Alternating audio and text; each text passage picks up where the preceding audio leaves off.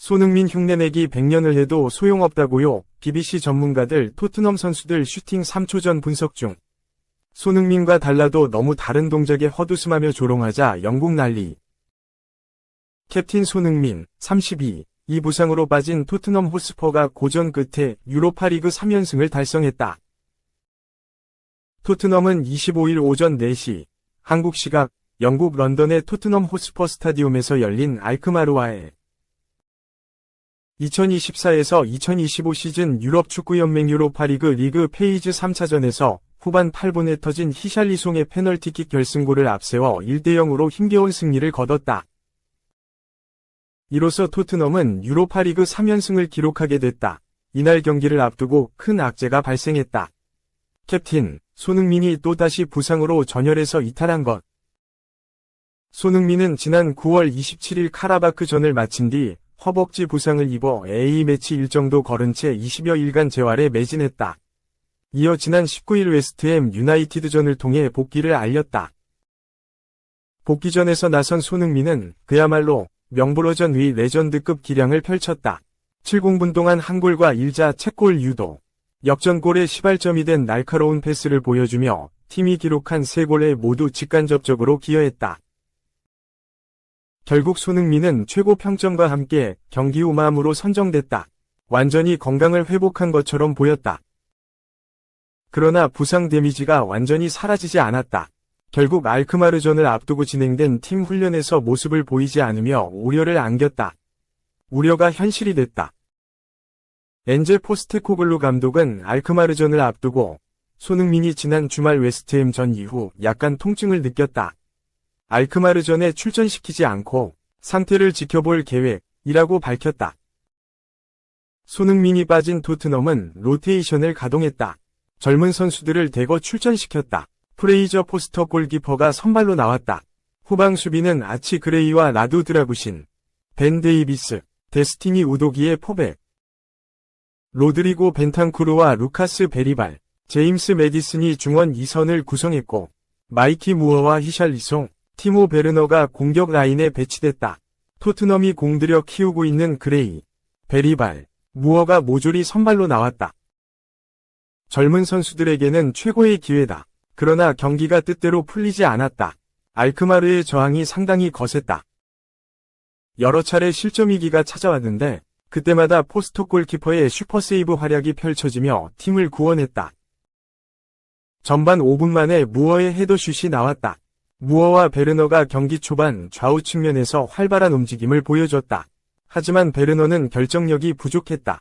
여러 골 찬스를 놓쳤다. 전반 27분과 38분에 잇따라 좋은 찬스를 날렸다. 27분에는 베리발의 킬패스가 연결됐지만 허무하게 골키퍼 정면으로 보냈다. 38분에는 슛이 공중으로 떠버렸다. 결국 전반 득점 없이 마쳤다. 포스테코글루 감독은 가차없이 후반 시작과 함께 베르너를 빼버렸다. 브레넌 존슨이 대신 나왔다. 나오자마자 좋은 찬스. 후반 1분에 무어가 측면을 돌파해 완벽한 찬스를 존슨에게 제공했다. 그러나 슛이 약했다. 후반 8분에 드디어 골이 터졌다. 베리발이 돌파하다 수비수 발에 걸려 넘어졌고 페널티킥이 선언됐다. 매디슨이 차려고 나섰는데 이때 히샬리송이 자신이 차겠다는 뜻을 밝혔다. 서로 고집하다 결국 매디슨이 양보했다. 히샬리송은 대담하게 가운데로 차넣었다.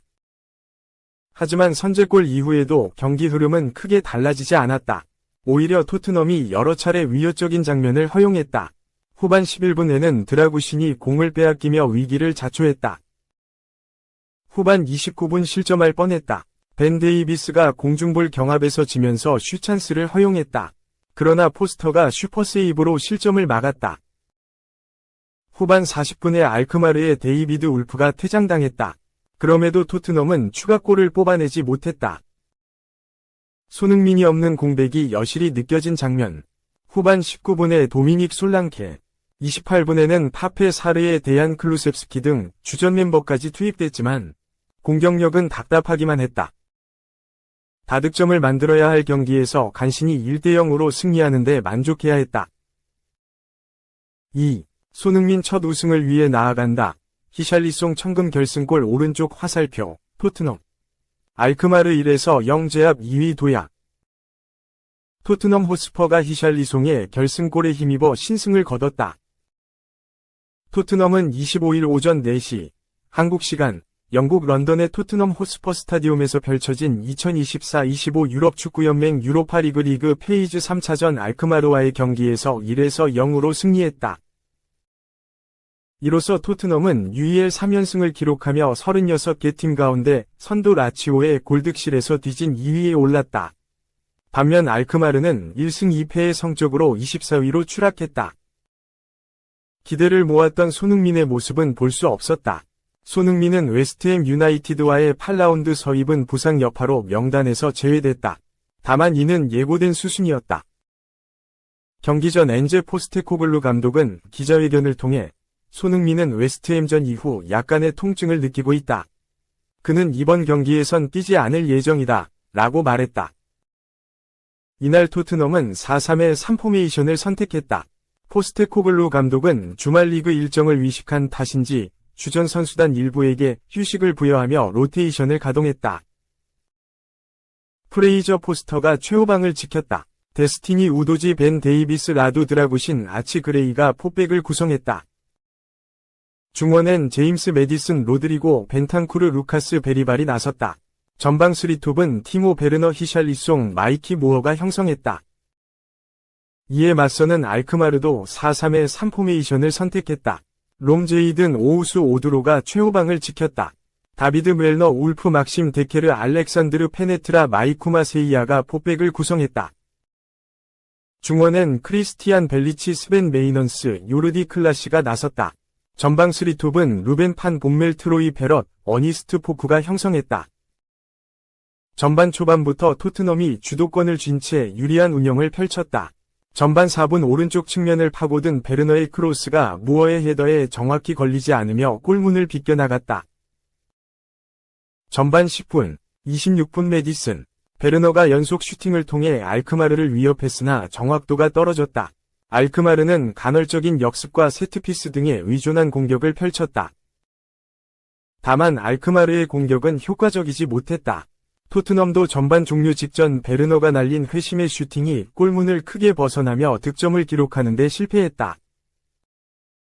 포스테코글루 감독은 전반전 부진한 베르너를 빼고 최근 컨디션이 물오른 브레넌 존슨을 투입하며 변화를 불러왔다. 존슨은 무어와 함께 종횡무진 측면을 누비며 토트넘 공격에 활력을 불어넣었다. 계속된 공세에 결국 토트넘이 결실을 맺었다. 후반 6분 메디슨과 베리발이 벤탄쿠르의 패스를 받기 위해 문전 앞으로 침투하던 과정에서 데커의 태클에 걸려 넘어졌다. 주심은 페널티킥을 선언했고 메디슨이 히샬리송에게 페널티킥을 양보했다. 키커로 나선 히샬리송은 침착한 킥으로 골문을 열었다. 이후 양팀은 치열하게 공방을 주고받았다. 알크마르는 후반 중후반 이후 경기를 자신들의 흐름으로 만들었다. 하지만 추격의 흐름은 후반 40분 올페가 존슨에게 가한 파울로 퇴장 판정을 받으며 꺾였다. 결국 알크마르는 토트넘의 벽에 막혀 승점 3점을 헌납했다. 토트넘은 프리미어리그에서 연일 부진한 흐름과 달리 유로파리그에선 적수가 없는 모양새다. 이에 다수의 현지 매체에선 토트넘을 대회 강력한 우승 후보로 꼽고 있다. 만일 토트넘이 UEL 우승컵을 들어올리게 된다면 손흥민은 자신의 클럽 커리어 첫 우승을 주장 자격으로 얻게 된다. 3. 곧 양민혁 오니까 자리 비워라. 토트넘 1월 베르너 임대 해지 가능성. 토트넘 호스퍼가 티모 베르너와 이별할 준비가 되었다는 주장이다.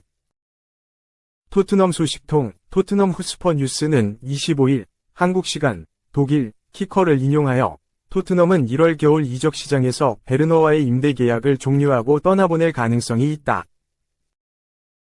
베르너가 팀을 떠나려 한다면 그의 앞길을 막지 않을 것이다. 라고 보도했다.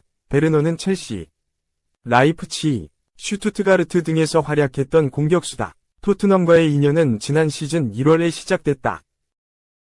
당시 토트넘은 아시아 축구연맹 아시안컵에 출전한 손흥민의 공백을 메우기 위해 단기 영입생이 필요했다. 손흥민과 마찬가지로 왼쪽 윙어로 뛸 수 있는 베르너를 6개월 임대로 영입했다. 데뷔 전 맨체스터 유나이티드 원정에서 1도움을 올렸고 두 번째 경기였던 브렌트포드전에서도 1도움을 기록하면서 좋은 출발을 알렸으나 이후로는 활약이 미미했다.